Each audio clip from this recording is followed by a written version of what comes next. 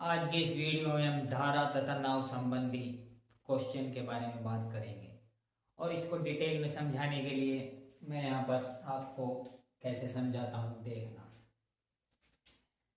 जैसे यहाँ पर एक धारा नदी बह रही है और इसमें एक नाव है, तो इसमें क्वेश्चन किस प्रकार से पूछे जाते हैं। दो टाइप से इसमें क्वेश्चन पूछे जाते हैं। पहला ये कि अगर आपको धारा का वेग दिया है, जिसको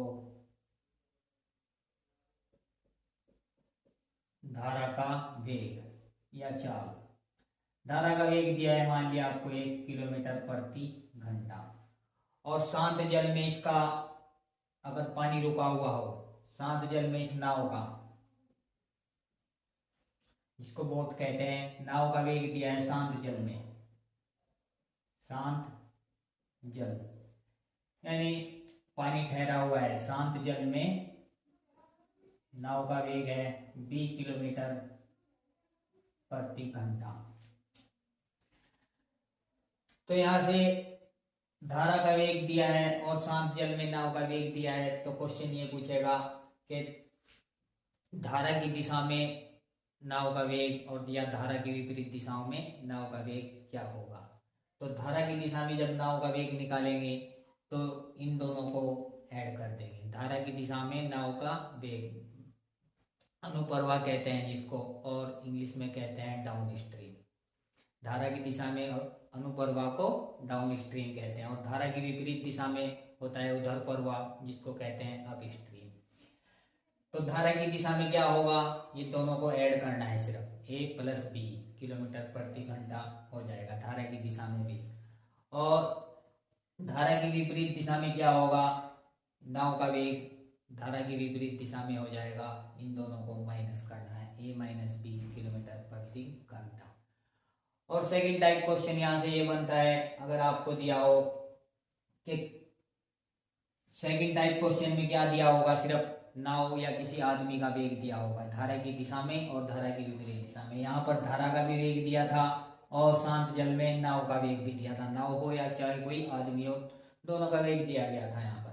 लेकिन सेकंड टाइप क्वेश्चन यहाँ से ये बनते हैं कि अगर आपको नाव का ही वेग दिया हो धारा की दिशा में और धारा की विपरीत दिशा में, जैसे नाव का वेग दिया है धारा की दिशा में, हम मान लेते हैं x किलोमीटर प्रति घंटा दिया है दिशा में, धारा की दिशा में,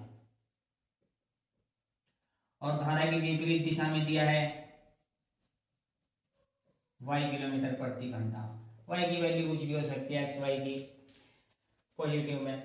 तो यहाँ पे नाव का वेग किस तरह दिया है, नाव हो चाहे कोई आदमी हो, अगर उसका वेग दिया है धारा की दिशा में और धारा की विपरीत दिशा में दिया हो, और पूछने लगे कि धारा की चाल क्या होगी या शांत जल में इस आदमी की चाल क्या होगी, तो फिर कैसे निकालना है। तो शांत जल में अगर आपको नाव की चाल निकालनी है या कोई आदमी है उसकी चाल निकालनी है, तो फिर क्या करते हैं, इन दोनों को ऐड करेंगे और 2 से डिवाइड करेंगे, x + y/2। अगर आपको नाव की चाल निकालनी है, ये नाव की चाल होगी यहाँ पर x + y/2।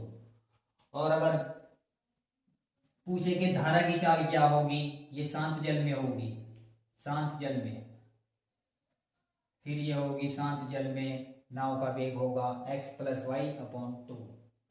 और अगर पूछने लगे कि यहाँ से धारा का वेग क्या होगा, तो धारा का वेग यहाँ से निकलेगा x - y/2। तो अब चलते हैं अपने पहले क्वेश्चन की तरफ। एक नाविक है जिसकी धारा की दिशा में चाल 10 किलोमीटर प्रति घंटा है और धारा की विपरीत दिशा में चाल 6 किलोमीटर प्रति घंटा है। तो यह ज्ञात करना है कि नाविक की शांत जल में चाल कितनी है और धारा की चाल कितनी है। तो शांत जल में नाविक की चाल निकालने के लिए डायरेक्ट अभी मैंने फॉर्मूला बता दिया है। तो 10 + 6/2 = हो जाएगा हमारा 16/2 = 8 किलोमीटर प्रति घंटा। और नाव की चाल हो जाएगी यहाँ से, सॉरी नाव की नहीं, धारा की चाल, धारा जो पानी बहता है उसको धारा कहते हैं, स्ट्रीम। तो धारा की चाल हो जाएगी यहाँ से a माइनस बी यानी कि 10 माइनस 6/2, ये हो गया 4/2 यानी कि 2 किलोमीटर पर आवर। हमारी वीडियो से अगर आप लोगों को कुछ सीखने को मिले तो वीडियो को लाइक कमेंट शेयर जरूर करना है।